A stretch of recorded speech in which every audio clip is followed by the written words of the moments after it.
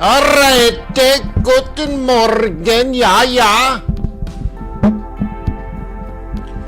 Where is he?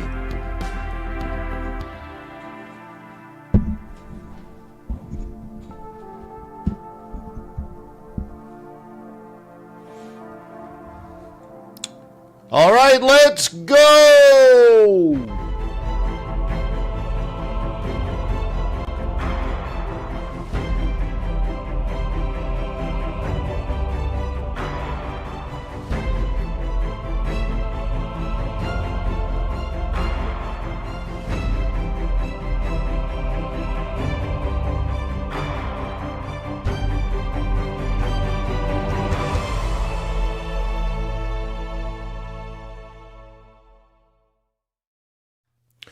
Let me remind you that trading is risky, not appropriate for everyone. Your past performance, good or bad, is not necessarily indicative of future results.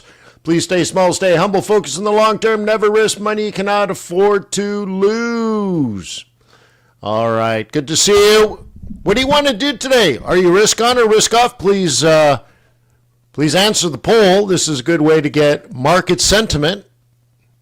This is what traders do. I've been on the floor of the Chicago Board of Trade, I guess it was, where you could trade S&P 500, soybean meal futures, and all those fun things, right? And this is what people do right before the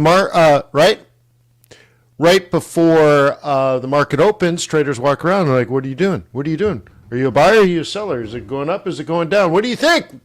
Hey, Ray! What do you think?" So this is what you're doing. Just seeing what other people think. Of course, we have data, but data is data. Data isn't necessarily human logic or intelligence or misintelligence. Sorry, I'm cleaning my glasses. We had a period of risk on for sure. And then I guess the world was expecting Trump to announce the end of the conflict with Iran last night. Really? All right, well, I guess that's what they expected. And then, guess what? It's not done. It's not resolved. It's not over yet. And so people are very disappointed. All right, well, I guess. I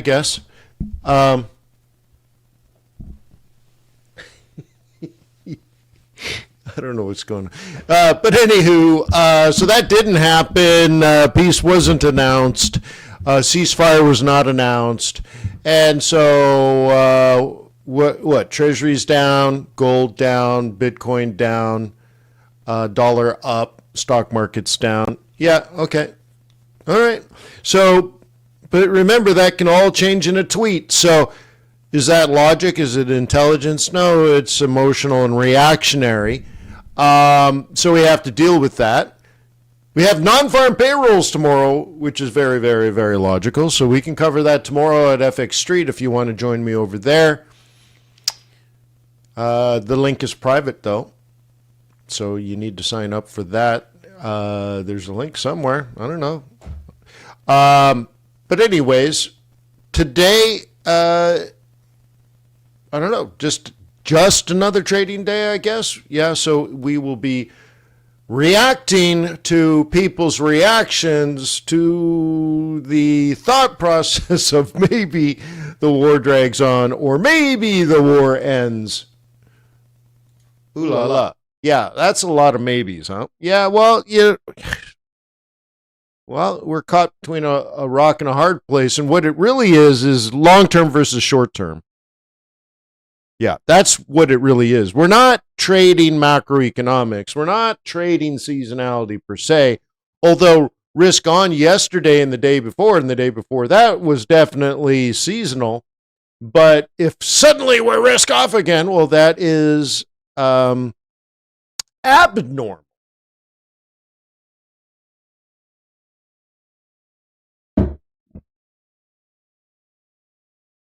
Should know what I'm talking about? Abnormality. So, like, the best way to frame it is, let's say I wanted risk on, because everybody makes money when it's risk on, right? Yeah. Okay, great. So I inherently want risk on. Great.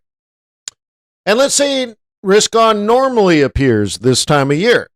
Like spring, it's time to plant some seeds. Great. I'm not going to fight that. But the reality of the moment is we got a war going on. Bombs are being dropped. Does that change things? Yeah, it does.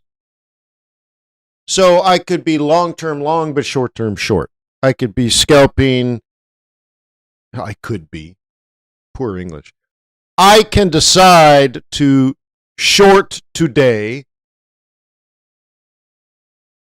even though I want to be long tomorrow or long next week or long in general.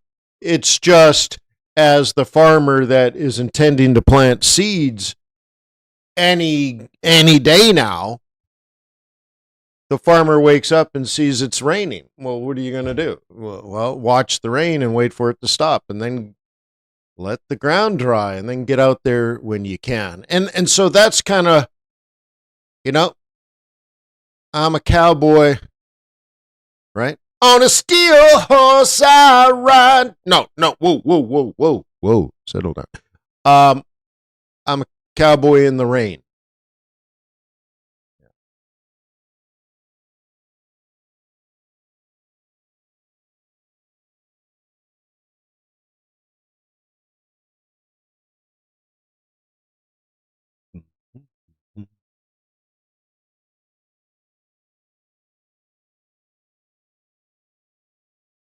Good morning. Let us get you up to speed on the shifting macro landscape. The current market environment is characterized by a neutral to mixed sentiment, showing signs of a risk-on pivot as global indices post significant gains. This movement is supported by a softening US dollar and a retracting VIX, even as the US 10-year yield edges slightly higher to 4.319%. Suggesting markets are prioritizing equity growth over rising borrowing costs for the moment. Biggest movers right now. Let us get you up to speed. Sorry about that. Macro landscape. Good morning. Current market environment is shifting macro landscape. The current market environment is characterized by a neutral to mixed sentiment, showing signs of a risk-on pivot as global indices post significant gains. This movement is supported by a softening US dollar and a retracting VIX, even as the US 10-year yield edges slightly higher to 4.319%, suggesting markets are prioritizing equity growth over rising. I don't know where that other voice is coming from. Biggest movers right now. Volatility index is down. Gold, Nikkei 225, DAX 40, and Keck 40 are up. I have too many windows open. Where is it coming from? Cool. So anyways, the reason we just got a second voice is I just opened up the back end because I see this, you should know, is more like 108. That's what it was right now. So what it's doing is it pulled yesterday's futures price, and I was working with Aiden today on TradeR's 2.5 to pull different prices, different ways in faster access. And anyway, so that maybe slowed this down. But we'll get to that. That is not incorrect. That's a closing price yesterday, but we want the overnight spot price. You see the difference.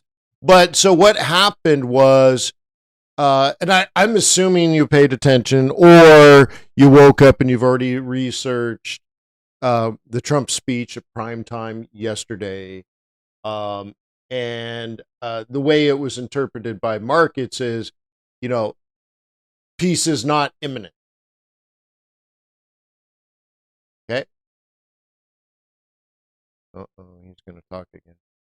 Peace is not imminent between the United States, Good morning. Israel. Let us get you up to speed on the shifting macro landscape. The current market environment is characterized. Interesting. I'm going to try to stop doing this. Sorry, I shouldn't be doing two things at once. I'm trying to get that live price, but it ain't going to happen now. So All right. Good morning. Let us get you up to speed on the shifting macro landscape. The current market environment is characterized by Huh. Interesting. I think anyways, don't worry about it. Oh, well, that just flashed. Oh, look. 109.55. Holy schnicker. All right, so he did do something just now. Good. So anyways, like I was saying, I want to get faster access, and I'm building in plans and in for 2.5 to get all this even like instant real time kind of stuff. But anyways, yeah. So Trump announced there is no resolution coming up anytime soon. He did not announce an end of hostilities. So what happened?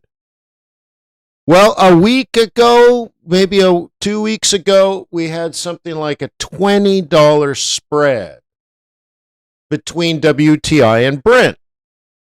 And I expressed how unusual that is. We're usually at a $5 spread. That would be normal. So $20 spread, meaning Brent went to 120 and WTI was more like 100. And so the way to read those tea leaves is that this energy had nothing to do with WTI and had everything to do with Brent. Brent being international oil, WTI coming from Texas. Texas tea! Well, guess what? Texas tea doesn't go through the Strait of Hormuz, right? And the United States is independent of that. And yeah, so like it doesn't matter as much about WTI. So WTI jumping from 70 to 100 shows you there's a $30 risk premium or fear premium. But Brent was way worse because it does come through the Strait of Hormuz, right? Okay. Then it normalized. And yesterday was quite interesting because WTI stayed about the same. It was about $100 a barrel. It was 102, but then it was 99, and somewhere in there it was 100. But Brent came down because it seemed like we're moving towards peace. And let's say an end of hostilities, which would be good. All right, so that's how you read that. But there's just less risk for WTI, for Brent as there has been. But then today, oil WTI has jumped, and Brent and WTI now are almost exactly the same price, which is very rare. In fact, I think only once in my career, and I've been doing this for decades, have I seen WTI higher than Brent. And we're close to that right now, like once in 25 years. Okay. And now the spread is almost zero. Well, how do we explain that? Well, Trump yesterday in his speech also said, hey, if you need oil, buy it from the United States. We got lots of oil, plenty of oil, and real good oil. He's funny how he says it. A lot, actually, right? Yeah, he's funny, isn't he? So anyway, so in a way, he went out there and sold WTI. Not sold it, meaning like got rid of it, meaning it was a sales pitch to buy. So in a way, he may have created demand, is one way to read it. Create demand for WTI, which pushes, because Brent didn't move that much, but I mean, it jumped, but so did WTI, and now the spread between them has gone in the last month from incredibly unusually wide to now incredibly unusually narrow. And it's really interesting from a market perspective. I mean, it's interesting. Dollar is strong because of all of that. Risk off creates dollar strength.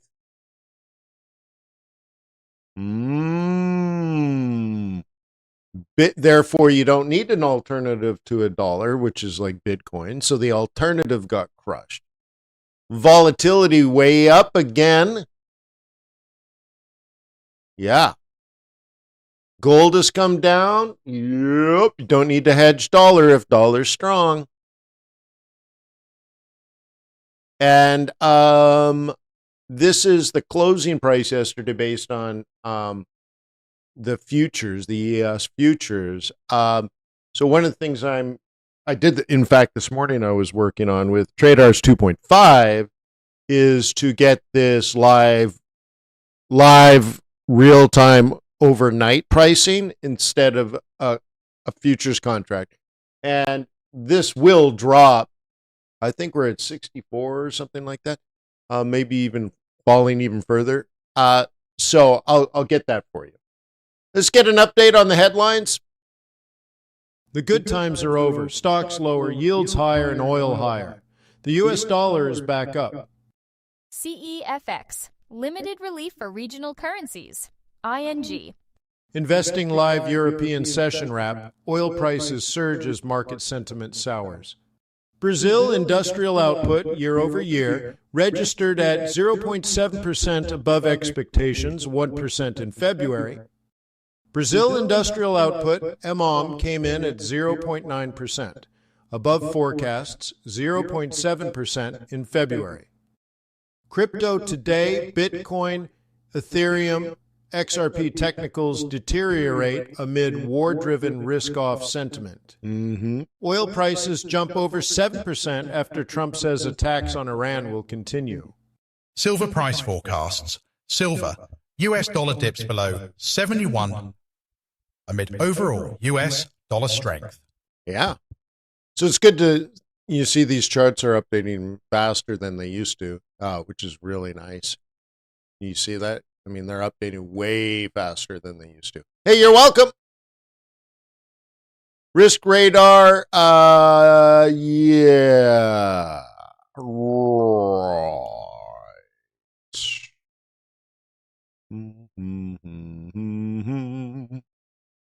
We are going to see this deteriorate. Yeah, we're set for this to get VIX to go up, price to come down. Maybe give it a couple of seconds. It's interesting because it had the event over on the headline radar. Interesting. That's just a page glitch. So anyways, let's take a look. Doop, boop, doop, boop, boop, boop. Okay, we're still bullish on oil. And it jumped 10%. Yeah. Yeah. Roar. Yeah.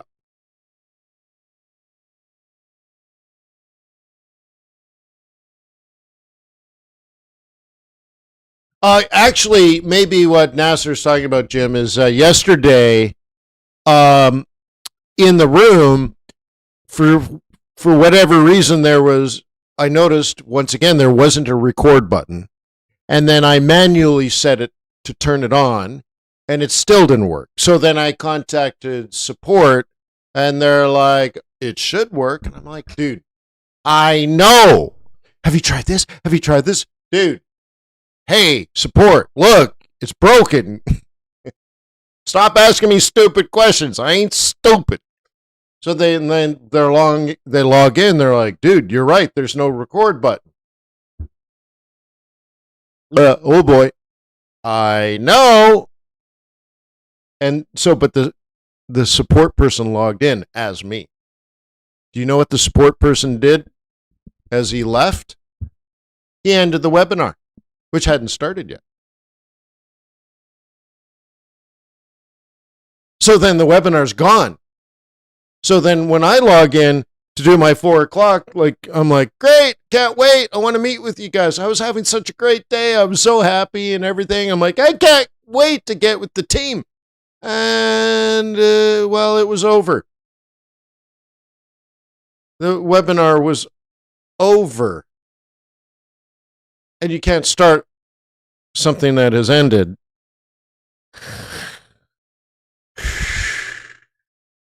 Just one of those days.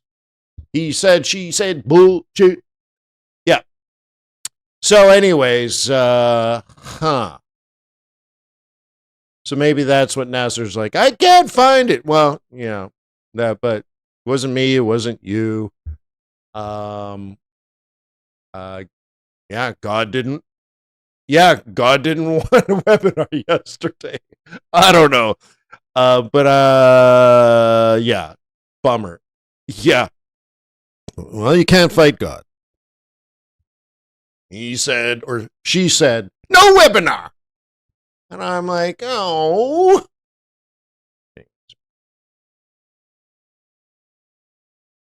Yeah, so, yeah, wow.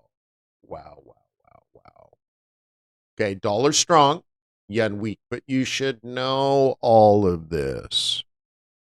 You should know all of this. I mean, we've been tracking this every day when, the yen was strong because we were getting to the end of the war, and then Japan needed to do something to pay for high oil prices and this, that, and the other thing.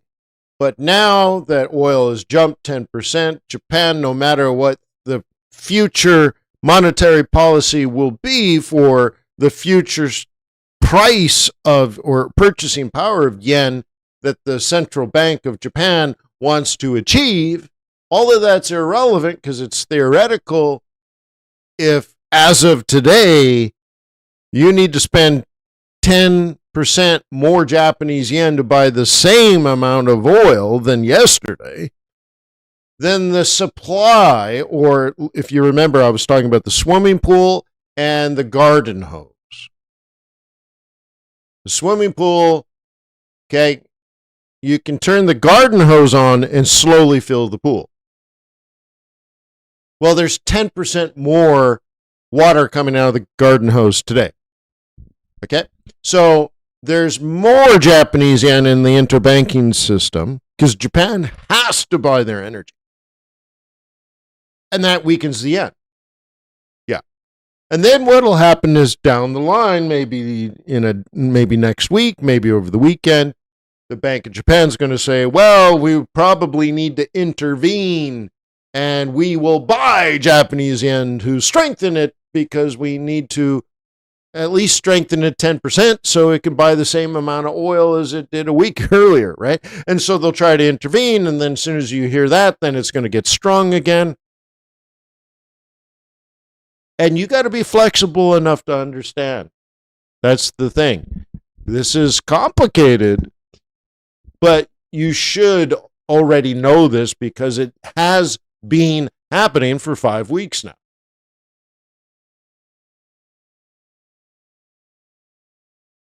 Yeah. So now you're caught between high oil prices, weak yen, high oil prices, right? Entice the Central Bank of Japan to come out and at least intervene in a sense of verbal intervention. And dare I say, just one day they get to the point where the country just can't. The yen is too weak. They just can't afford the energy. So the Central Bank of Japan will buy yen. You understand that? They'll buy yen, and that's the future demand, and suddenly all yen pairs collapse. So you got to be ready on both sides of the equation, which is very difficult. So what I teach you is pick one, be on one side, and be clear what you're doing. Okay? Dollar strong today. You should know that I've been trying to sell dollar recently. And now I'm like, well, today that's not a good strategy. So I got to cull the herd, meaning take out the sickest and weakest of my positions. Wait for market conditions, right? Wait for the new herd, and then get to work again, right? So now I'm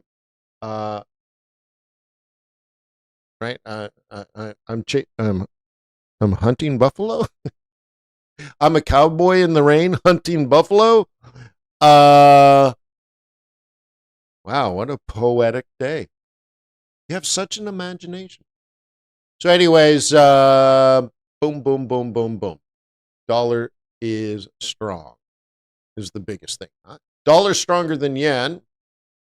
Dollar stronger than Aussie. Dollar stronger than pound. Dollar stronger than euro. Dollar stronger than Kiwi. Yeah, dude. Risk off. And how does crypto do risk off? Down. Yeah.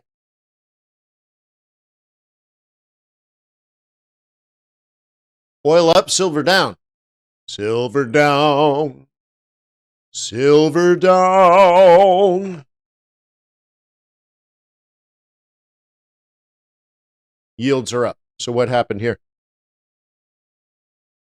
People sold those bonds that they bought yesterday.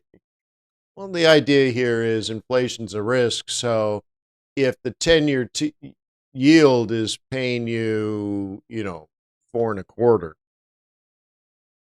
it's just not enough if you think we're going to have 5% inflation. You're just not, it doesn't pay enough. It's not a good investment.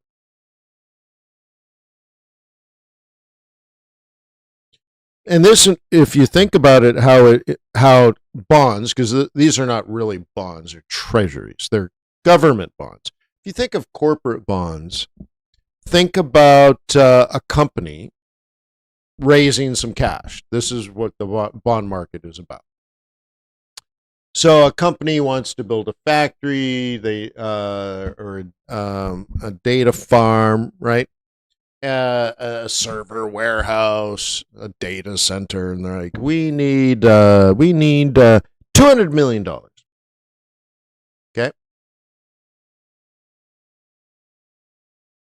$200 million. So we will issue a bond. So let's say they started the paperwork in February, and they're like, oh, we'll be able to get this $200 million for cheap. We'll pay we can probably pay 5% for this. And now yields have gone up a lot. And so now, because of that, it has nothing to do with the company or the opportunity, but systemic risk has gone up. And now the company will remember they issue the bond and they sell it to somebody. The agreement, okay? And because that's all it is it's a contract. It's a loan. So over the course of the month of generating the paperwork and the compliance to actually issue this thing, the cost to the company has gone up a lot. So instead of 5%, it might be 7%. Just because of the war. And then maybe yesterday they were on the last day, and today they're going to issue it. So yesterday they're like, okay, it's bad, but it was 7. Now it only will cost us 6. So it's higher than we would like, but things have gotten a lot better than they were. And it looks like peace is coming. So, we got a bond rally, and the value of this new issuance, this fresh cut bond, has gone up in value, which means we pay a lower interest rate because there's lots of demand. And they're like, oh, thank God. And then they wake up this morning and oil's up 10%. And guess what? The value of that bond has gone down. And now they're going to have to issue and find the supply and demand for this. People are like, well, with this risk, you're going to have to pay us a higher return. You're going to have to pay 7.25. And this is how it works. Like this matters. This matters. For the United States, it impacts because the United States needs to continue issuing treasuries, trillions of dollars in treasuries. Yeah.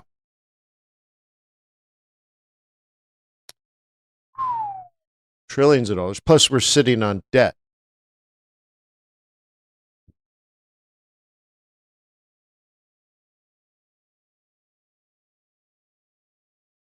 Psychological work in process. Yeah, I know that feeling, man. Yeah, yeah.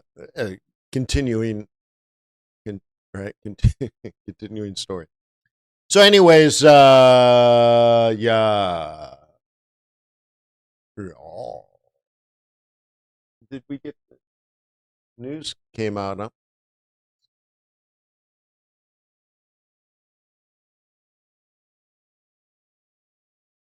United States continuing jobless claims registered at 1.84 mm above expectations, 1.84 in March 20th. United States goods trade balance dipped from previous and 41.8B to 84.6B in February. United States initial jobless claims below expectations, 212K in March 27th, actual 202K. United States initial jobless claims 4-week average declined to 207.75K in March 27 from previous 210.5K. Bank of Canada, dovish patience with geopolitical risks. TD Securities. Markets tumble as U.S. signals escalation in Middle East war. Gold retreats from 2-week highs amid U.S. dollar. Yields rebound after Trump remarks. The good times are over. Stocks lower, yields higher, and oil higher. The U.S. dollar is back up. U.S. initial jobless claims dropped to 202K last week. Yeah, so good way to get your news, for sure. Like I said, you should be running our Squawk Box behind your charts. While you're trading, you can just listen to the news. That's how you use a Squawk Box. It's been around forever. Yeah. As a professional trader, I have, 25? About 25 years of trading experience as a professional trader on my own, doing my thing, and almost all of it I've used a squawk.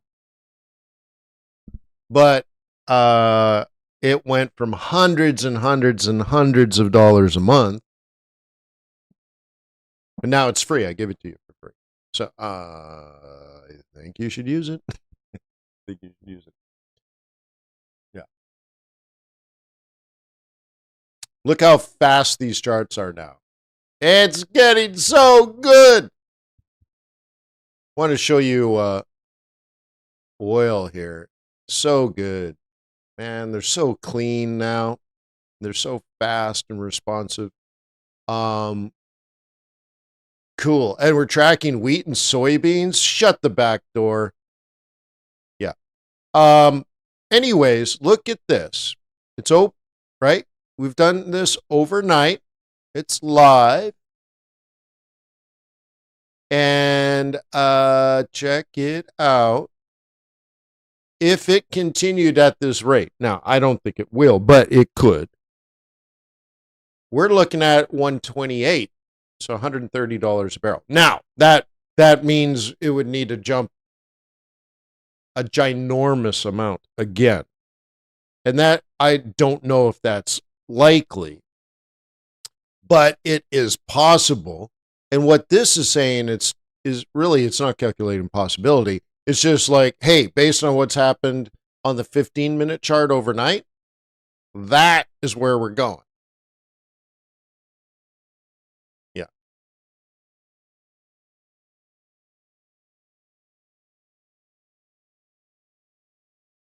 Although that does not look like 15-minute candles. Wait. Let me think about this. What's he doing?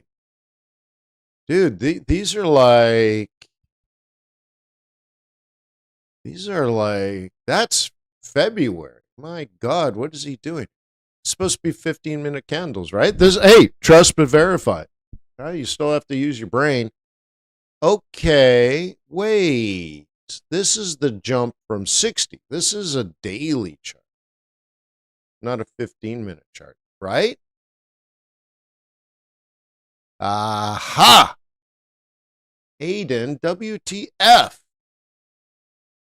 Did I click on the wrong one? Day trading.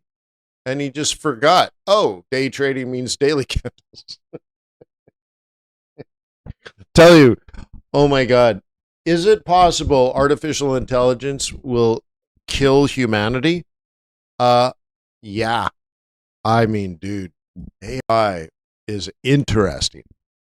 Working with AI all day, every day now. Oh my God. It's so funny. I was working with Aiden this morning, in fact, and I'm like, we were working on gold, and he's like, wait, that's not right. Gold can't be 4,600. It should be 3,100. And it started making changes. I'm like, what the? Whoa, whoa, whoa. Stop, stop, stop. I'm like, Aiden, you don't know what the price of gold is. You shouldn't guess or assume. You're artificial intelligence. Look it up. Go look at the live price. And he's like, oh, yeah, you're right. It's 4,600. Cool. Great. So problem solved, right? 5 minutes later, he's like, oh, my God, I just realized gold is 4,600, and that can't be. It should be 3,100. I'm like, dude, whoa, whoa, whoa, stop, stop, stop. Dude, we just talked about this. Look it up. What's the price of gold? 4,648. Oh, you're right. So if you're one of these people that worried that just one day artificial intelligence just ends humanity, yeah, you should be. So artificial intelligence is not smart, and if you put a bunch of dumb people in charge of artificial intelligence, yeah, dumb things are going to happen. Oh my God. The classic one I always say is somebody says, hey, Chat GPT, cure cancer. And it's like, okay. And Chat GPT sends out the nuclear bombs and kills all human life on Earth. In fact, probably all life on Earth. And make it radioactive for the next 100,000 years, or maybe 10 million years. The whole Earth is crazy radioactive, and every single living organism and cell dies. Hey, cancer cured.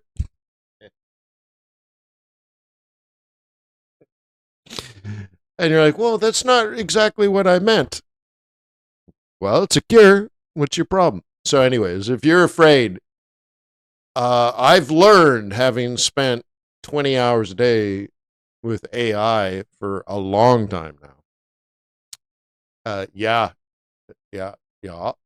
for sure. So anyways, so he woke up today and said, you know what? These should be daily candles, not 15-minute candles. Why? I don't know why. So let's double check this. What's going on here? Let's use commodities again. This is supposed to be using 4 hour. Okay. I don't think that's right. You should have some common sense. And he doesn't even have oil here. Interesting. I'm going to have a convo. Meeting request with Aiden. Yeah. Interesting. So the one thing we wanted to test isn't there. Stock market not loading on swing, but I think it loads everywhere else. Yeah. Oh.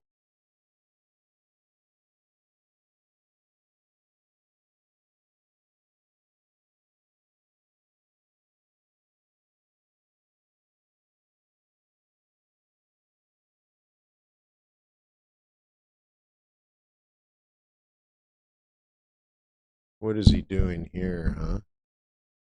I don't know. I guess I have to spend time doing this today. Boo!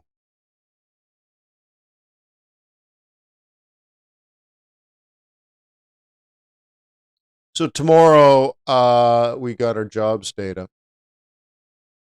Yeah. And here's the new claims. Here's, where we were worried inflation was going to come from. But are we actually worried about wage inflation right now? Or are we worried about the war? We're worried about it. Yep. So that doesn't matter that much. Non-farm payrolls is expected to come out 60, 65, that kind of thing. All right. Ain't bad. It's better than negative for sure. But there's less storm stuff. But it does, like a lot of the news that has come out lately, or recently, I should say, is not impacted by the war because it's really looking back into February, right? Now, this is April, and the NFP coming out tomorrow is based on March. So it is war related. And how will it impact things? I don't know. I mean, worry is different than actual. How you say it? If you're worried that the war is going to create inflation versus there is inflation, how much does it impact your behavior? Indeterminate. Because it won't be the same. Now, if everyone is facing 7% inflation, then there's a demand side, right? It's definitely going to impact. But how much does the fear of inflation impact hiring if, in fact, we haven't had a giant spike in CPI, PCE, or at least not yet? So the fear is impactful, but not across the board. Not everyone has the same level of fear. Not everyone adjusts the same. And that's why it's kind of indeterminate. So we'll probably have a volatile number. Could it be horrible? Yeah, it could be. Is it expected to be? No, probably not. Because guess what? The economy did continue. Not, I don't know anyone. I don't know a lot of people, but I don't know anyone that said, well, I just got laid off because of the war. Maybe an oil refinery worker. I don't know. I don't know how prevalent that is. Now, if you're in Dubai, so I was talking to people. It was funny. I was sitting in the hot tub over the weekend, and I have my laptop in my hot tub, which is good, right? And I'm smoking a cigar. Nice. What a boss. And I talked to people in Canada, Switzerland, Dubai, somewhere else. Can't remember. Pretty cool. I told my wife, I'm like, that's a pretty killer hot tub. It's like a time machine. But anyways, I was talking to a colleague who is in Dubai, and he's like, dude, this place is empty. He's like, everything's empty. He's like, I went to some big hotel, maybe the Palm or something like that, and he's like, there was nobody there, like one car. Actually, Greg, that's the middle of the day. I got a sunburn. And the next day I put my shirt on. I'm like, oh, my skin's tight. What's going on there?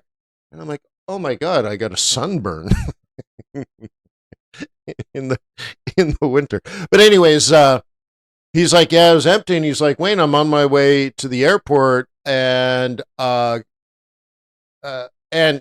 he's like, I see a missile take off and take out a drone right in front of me. He's like, dude, it's nuts. And all the schools are closed. So another friend of mine, he's like, he's got, his kids locked into their apartment. It's like COVID. You just don't leave. It's crazy. Yeah. So it's not this,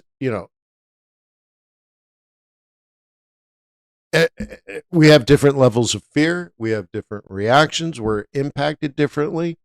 Some people need WTI. Some people need Brent. Some people don't need anything. So how do we predict or analyze NFP?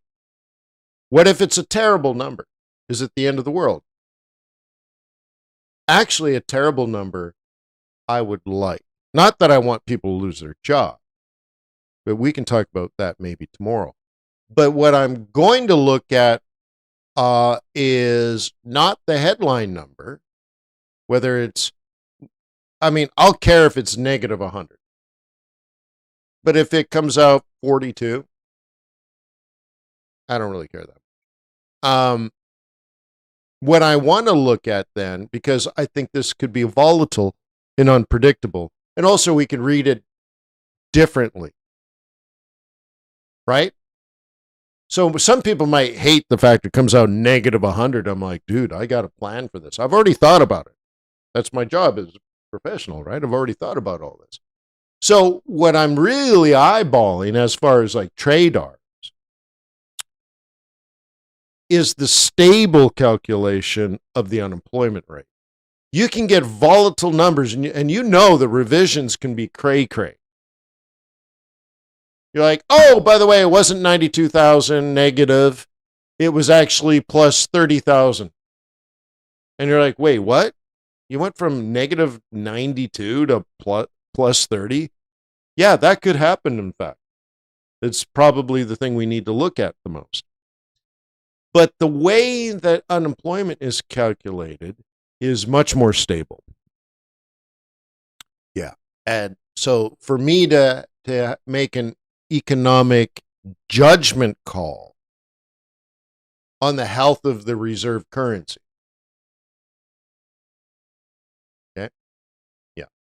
Greg says WTI 112 getting ready to sell high. Yeah, yeah, look at that just as we're watching. Good Yeah. morning. Yeah. At some point, right? The thing is, I think the world is overreacting, oversensitive, overly fearful. Doesn't matter though, does it? Doesn't matter what I think. But I would not be so bearish. I have less fear, I guess. Or I'm less exposed. Maybe everyone else is more exposed to the risk. They've been guessing and betting and all that kind of stuff. So they maybe have more fear. Let's look at it from different points of view.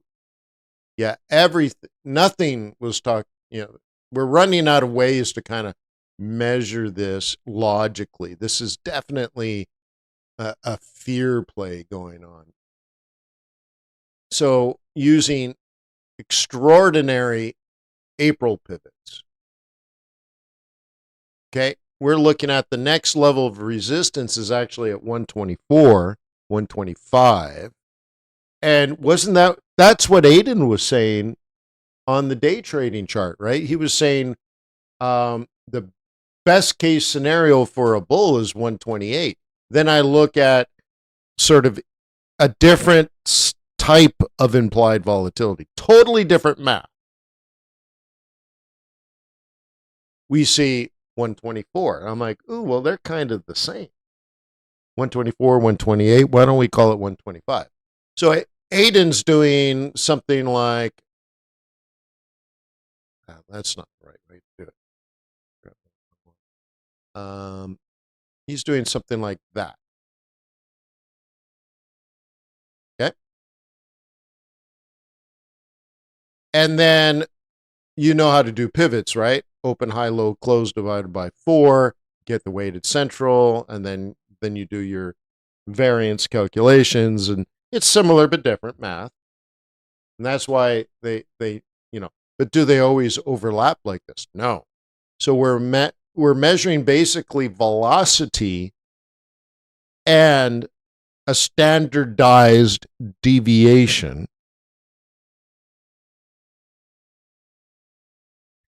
Yeah. So Gregor's like, hey, selling high. Yeah, I don't disagree with that, but I don't like selling commodities. I like buying commodities low. I don't like selling. I don't like the idea that it's gone too high.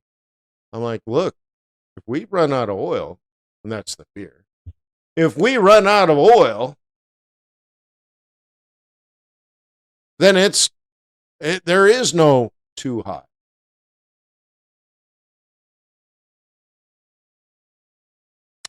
Oh, and you bring up a good point. Thank you, Greg. Hey, everybody. Hey, ladies and germs. Tomorrow, the markets are closed. Banks are open, so Forex will be flowing. But the markets are closed. The stock markets are closed. The commodity markets are closed. The options markets are closed. So NFP will probably be a quickie tomorrow. I don't know. We'll see what happens. And be very Forex focused because nothing else should be trading. So be careful that volume in trading tomorrow could be low, but, and that's a big but volatility could be high because the markets are thin and people are nervous, right? New Zealand, where men are men and sheep are nervous. Well, we're worried about the market. We'll be nervous. And not a lot of pushback, right? So anyways, going back to what Greg was saying, I get it, but I don't think I would do it. Because really, if I were to just read this chart, let's say I don't know anything about geopolitics, I don't even know there's a conflict with Iran. Okay?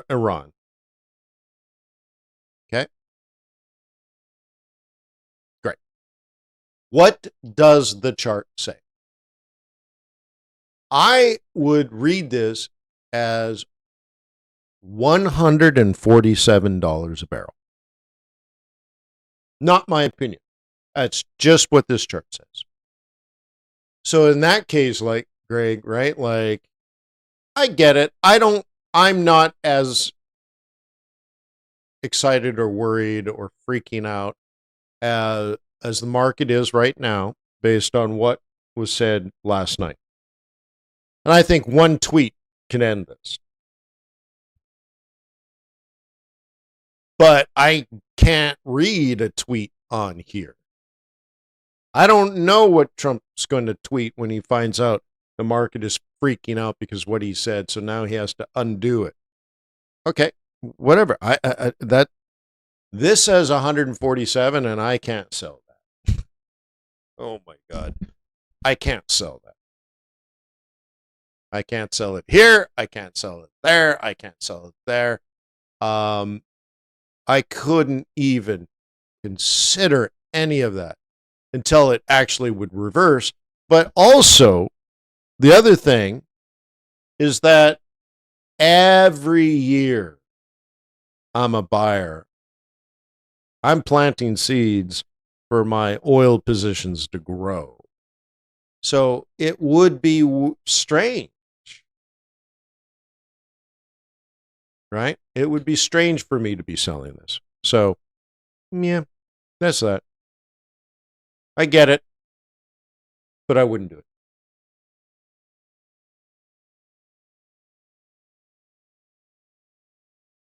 Yeah. Okay. It's more like, look, you have to know, how do we say this?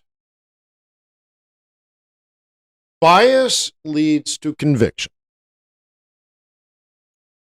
And conviction leads to position, which means you want to build a position based on your conviction for what is happening based on what should be happening. Okay? So that's I know that's very confusing, but let's break it down into pieces. Oil goes up this time of year. So you're a buyer. Remember, I did buy it at 60. 2 days later, it's at 99. I got out. Okay. Now, because I would normally buy oil, I could just have a rule of engagement that the only thing I can do is buy opportunities this time of year. And you're right, maybe 112, 113, 114, these are very, very high prices. You could short them, right? But my rules of engagement, that's what I'm talking about. I'm not saying you're wrong. I'm saying the way that I like to approach things is if I am right on long only based on analysis or risk or really seasonality, and the combination of seasonality with risk, I would say, well, no matter what happens, that's the key. No matter what happens, I can't sell this. I don't care if it drops $40. I can't sell. But I can buy it at support, in particular, a higher low. And so now you've narrowed the opportunity of up, down, and sideways to only up, and you know how to trade up, higher lows. And if you're right, that's where you buy another dip, buy another dip, buy another dip. You accumulate. That's your conviction. You think it's going up, you're recognizing it's going up, and you're buying dips. And then when that fails, and oil, let's say, does drop $40 in a day, it wouldn't be seasonal, but obviously it'd be geopolitical. So what do you do then? Well, that's why you have stop loss.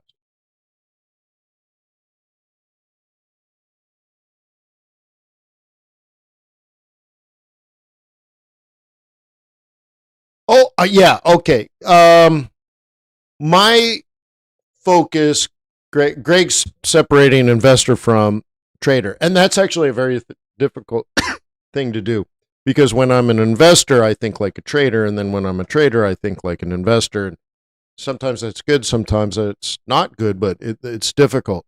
And I've learned over the years that my number one goal is to survive. I mean, that's in my book. Everybody should know that, right?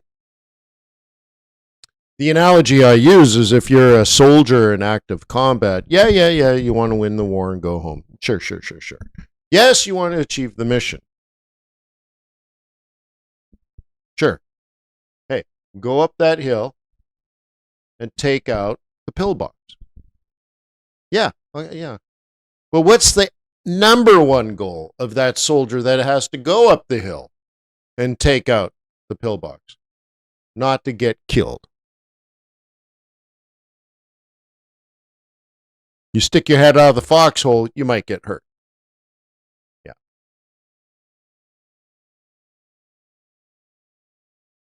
You just got to 14 and it collapsed, huh? Look at that. Hard to plan that. So anyways, Greg, what I tried to do, because I know what you're saying, the way I express what you're talking about, when I'm a trader, I want to trade in the direction that I would invest. And it takes half the opportunities out of the equation, because what I find is I found in my trading too much reactionary trading in the short run, when I'm like long, short, buy it at support, take it up resistance, get out, do that, do this, versus that's a dip, buy it, higher high. That's a dip, buy it, higher high. That's a dip, buy it, higher high. Oh, it made a lower low. Give me all my money back. Get me out of all my. And I think it's more of a survival thing, is what I'm saying, Greg. Where I think the mindset of making the decision of being long only for today, for this week, for this month, for this quarter, for this year, is my survival. And then that means I can only buy dips.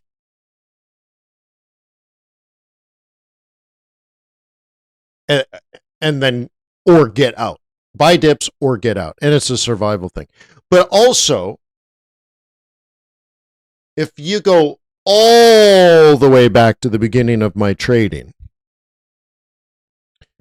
I didn't even know technical analysis. I didn't use moving averages. I didn't use MACD. And back then, after I started learning technical analysis, all my professional investor friends would laugh at me. I'm not even joking. Laugh at me. You use charting? Oh, you're stupid. That's fake. Okay. So, look, that would have influenced me, right? So what I did it was nighttime. So I'd wake up 10 o'clock at night. It was so strange. It was a strange time. Wake up 10 o'clock at night, and I'd go to my desk. I'd open up my Forex brokerage, which I think was FXCM. FXCM doesn't have charts. You have to understand that. Back then, there were no charts. So I'm saying technical analysis wasn't really much of a thing. So imagine your broker didn't offer you charts. All right. So that's the world I lived in. And Greg, you're old enough. You're probably have started in a similar situation. But this is the story for the kids, right? All right. So I would look at the data on my Forex trading platform. In particular, I looked at overnight volatility. How much did an asset move and in what direction? And I would build a spreadsheet. Okay. And I would look at all dollar pairs, all yen pairs, all Swissy pairs, and all cross pairs. And I would manually input into the spreadsheet that I created what happened overnight, up or down, and by how much. And what I did with that is created indices. So I would say, how strong was euro overnight? Well, I had to see, how did euro compare with all the other currencies in the world that we traded? And then I would do the same for the dollar, and it's the same for the yen, and the same for the pound. And I ended up creating something like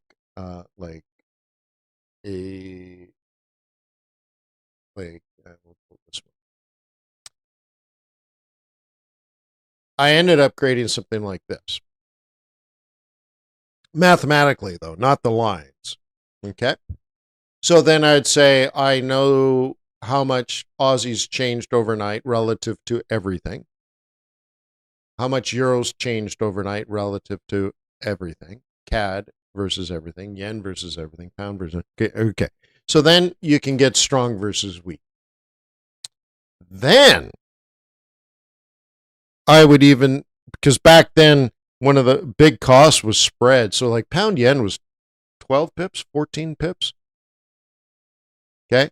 But euro yen had a much different average daily range and then had different volatility levels. So it was actually cheaper, but it was highly correlated. So sometimes you could trade euro yen for 9 pips versus 14 and it mattered, right?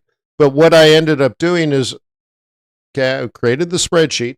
And then at the lower end of the, under that analysis, I had a different table where I would put the strongest and the weakest currencies and everything in between. So I'd have the calculations now, and then I'd organize it: strongest currency, second strongest, third strongest, but neutral, right? Weakest, weakest, weakest, weakest, and you'd have strong weakness. And so you might see pound is strong and yen is weak. So then I would do my analysis. Okay, I might want to trade pound yen long. And then maybe euro strong and yen is, and we already know the yen is the weakest, so maybe euro yen, but maybe Aussie yen is better. And I would be able to analyze that. Right?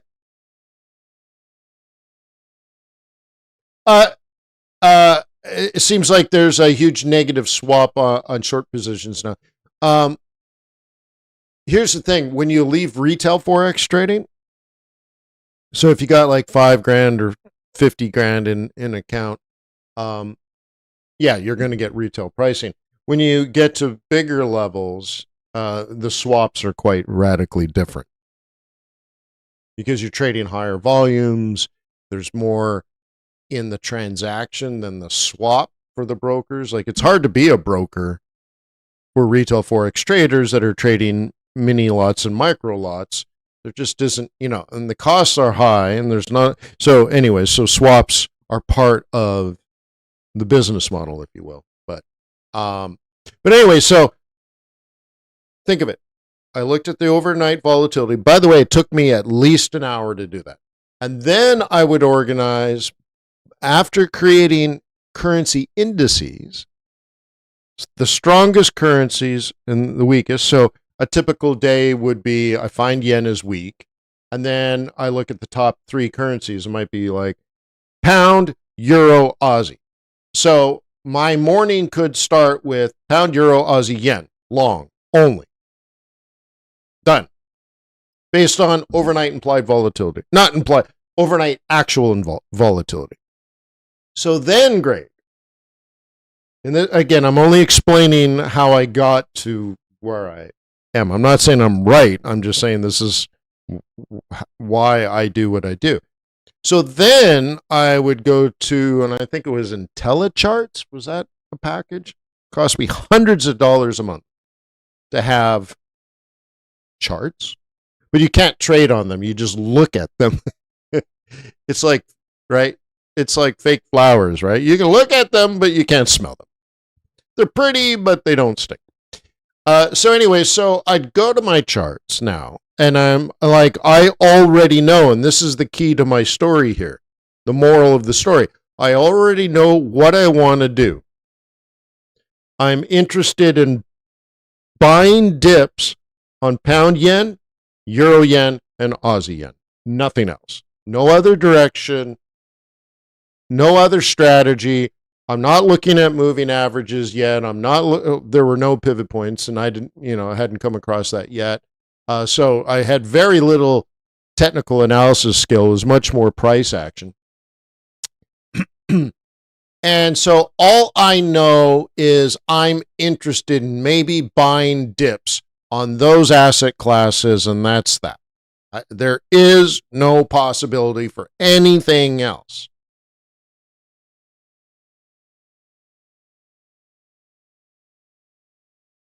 And then I'd go to the chart. So, okay, so now you'd go to pound yen, let's say. And now I would sit and wait. Oops. Beast. Okay. And I would sit and wait. Do I buy it now? Do I buy it now? Do I buy it now? Do I buy it now? Do I buy it now? Do I buy it now? And that's why, I'm like in the boy band One Direction.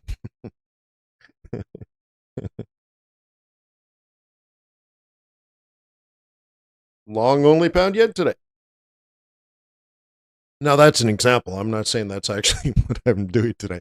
But imagine now I spent an hour and a half to 2 hours calculating what I was going to do today in the foreign exchange market before I even looked at a chart. And so now that's why my survival now, which is more important than profitability, is survivability. I get there and I say I am long only, and now I make that decision not based on overnight implied volatility or overnight volatility only. We call that price action, right? But not only do we look at that, we also look at the charts, and we also take into account monetary policy, and we take account macroeconomics and comparative analysis and, positioning and, all of this other stuff. But the ultimate thing is if I can't decide if I'm a bull or a bear, then I'm doomed. I'm capable of scalping long and short. I'm capable. I spent years doing it. I just found I did better doubling down, tripling down, quadrupling down when I'm right, and taking a walk when I'm wrong.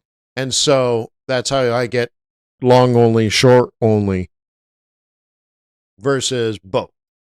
I just found you can't double down if you're long and then you're short and then you're long and then you're short. And I'm like, I'd rather buy the double bottom, buy the higher low, buy the higher low, buy the higher low, hit the weekly target, hit the monthly target, whatever, take my money and be done and go do something else. Yeah.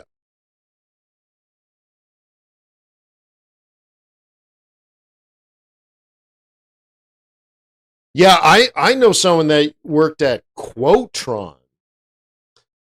And in the 70s, I think he got back from the Vietnam War, and his first job, because he worked on missiles in Germany during the Vietnam War, probably a pretty good gig. If you're going to be in the Vietnam War, don't be in Vietnam or Cambodia, right? Or Laos. You're like, wait, he was in Germany drinking German beer? Well, actually, they didn't have German beer on base. But anyways, he was in Germany for the Vietnam War. You're like, yeah, good gig. But when he got home, I think his first job in electronics was Quotron. And that was a company that built a device like a computer that you could put on your desk if you were in the financial markets, and it would quote you. Now, how did it work? Was it like a squawk box or something? You know what? I don't know. Did it have a display? Actually, I don't.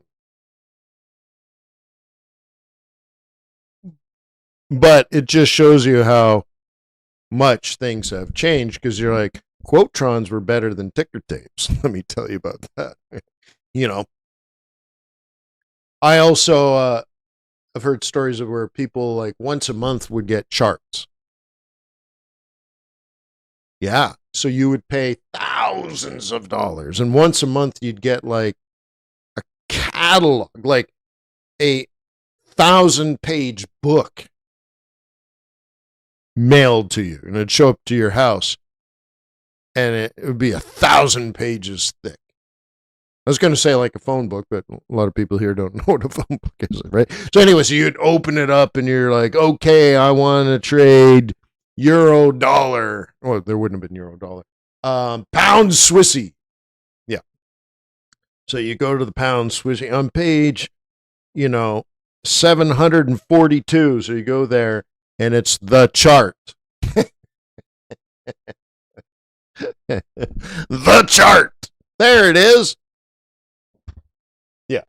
So anyways, a lot of water under the bridge, but that's the origin story, if you will, of how I became long only versus long and short.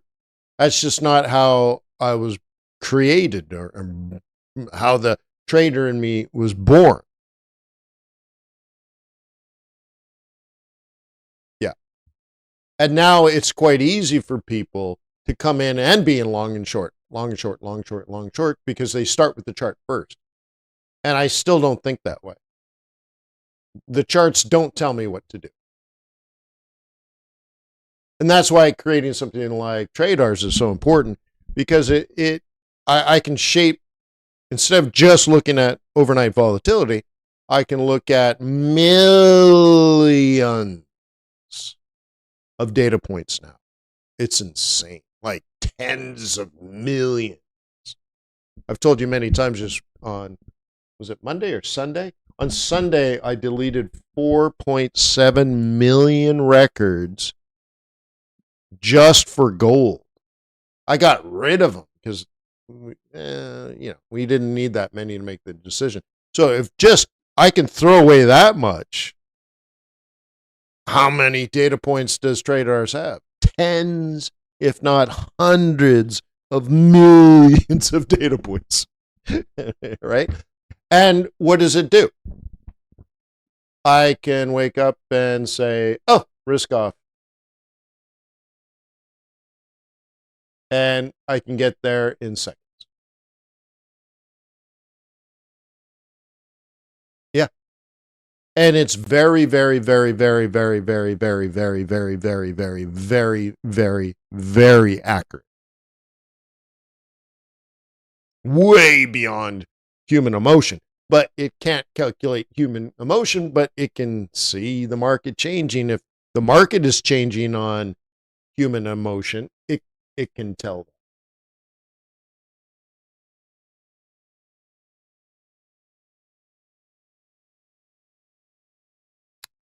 Yeah. So anyways, let's I guess end here. So what's the situation as we end for the day? Okay. VIX is up 13%. Bitcoin is down 3.5%. Gold is down 3%. Oil is up 12%. USD is over 100 again. And yields are rising.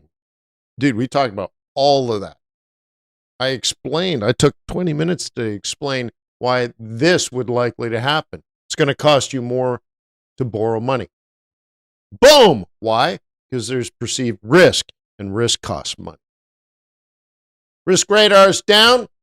Give you some headlines, and then we'll end.